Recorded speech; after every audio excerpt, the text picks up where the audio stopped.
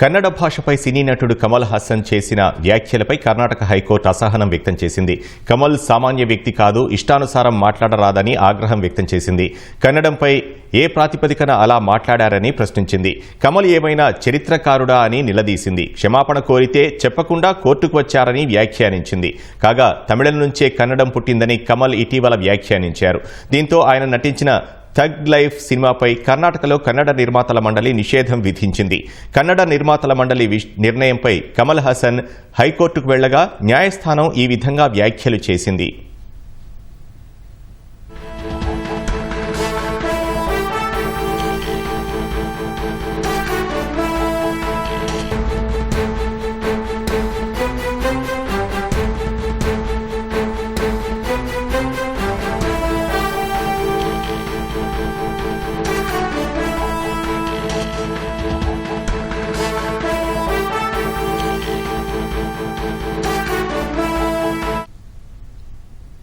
కన్నడ భాషపై సినీ నటుడు కమల్ హాసన్ చేసిన వ్యాఖ్యలపై కర్ణాటక హైకోర్టు అసహనం వ్యక్తం చేసింది. కమల్ సామాన్య వ్యక్తి కాదు, ఇష్టానుసారం మాట్లాడరాదని ఆగ్రహం వ్యక్తం చేసింది. కన్నడంపై ఏ ప్రాతిపదికన అలా మాట్లాడారని ప్రశ్నించింది.